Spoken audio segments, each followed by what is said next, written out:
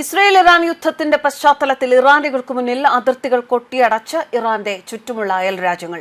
ഒരൊറ്റ ഇറാനി പോലും തങ്ങളുടെ രാജ്യത്തേക്ക് കടക്കരുത് എന്ന കർശന നിർദ്ദേശവുമായി തൊട്ടടുത്ത രാജ്യങ്ങൾ ഇറാന് ഭ്രഷ്ട് കൽപ്പിച്ചിരിക്കുകയാണ്.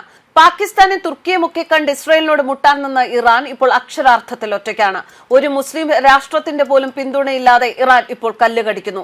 ഇസ്രയേലിനോട് മുട്ടാൻ ആരും തയ്യാറല്ല എന്നത് തന്നെയാണ് ഇറാനെ ഒഴിവാക്കുക എന്ന തീരുമാനം തൊട്ടടുത്ത അയൽ രാജ്യങ്ങൾ എടുത്തതിലൂടെ വ്യക്തമാകുന്നത്.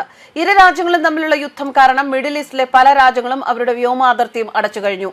ഇനിയൊരു അറിയിപ്പ് ഉണ്ടാകുന്നതുവരെ ഇസ്രയേൽ അതിനു മുകളിലൂടെയുള്ള വിമാന സർവീസുകൾ നിർത്തിവച്ചിരിക്കുകയാണ്.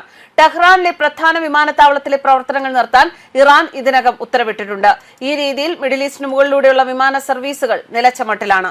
ഇറാനും ഇസ്രയേലും തമ്മിലുള്ള യുദ്ധം 5ാം ദിവസവും തുടരുകയാണ്. തിങ്കളാഴ്ച മധ്യ ഇറാനിൽ ഇസ്രയേൽ വലിയ ആക്രമണമാണ് നടത്തിയത്. ടെഹ്റാൻ വിമാനത്താവളത്തിൽ 2 F-14 യുദ്ധവിമാനങ്ങൾ വെടിവെച്ചിട്ടതായി IDF ഒരു വീഡിയോ പുറത്തിറക്കി അവകാശപ്പെട്ടു. ഇറാന്റെ ഡ്രോൺ ലോഞ്ചർ സൈറ്റിലും അവർ വ്യോമാക്രമണവും നടത്തി. കൂടാതെ ടെഹ്റാനിൽ മിസൈലുകൾ വഹിച്ചുകൊണ്ടിരുന്ന ഒരു ട്രക്കും ആക്രമിക്കപ്പെട്ടു. അതേസമയം ഇറാനും തിരിച്ചടിച്ചു. ഹൈഫയിലും ടെല്ലവീവിലും ഇറാൻ വലിയ ആക്രമണമാണ് നടത്തിയത്.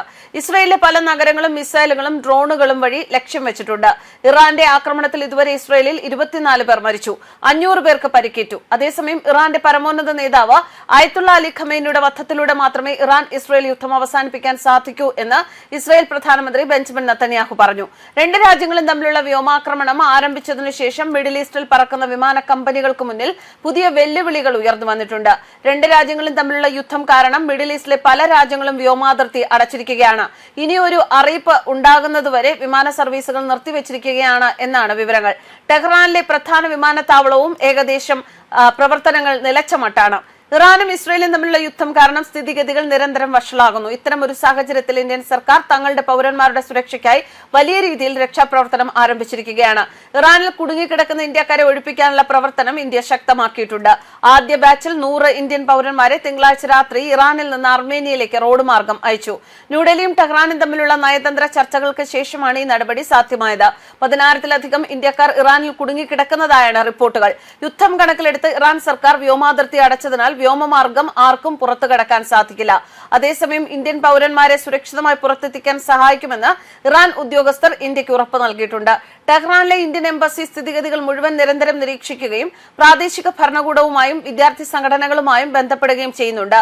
ജൂൺ 15-ന് എല്ലാ ഇന്ത്യൻ പൗരന്മാരും അനാവശ്യമായി യാത്ര ചെയ്യരുത് എന്ന് ആവശ്യപ്പെട്ട് എംബസി ഒരു ഉപദേശം പുറപ്പെടുവിച്ചിരുന്നു.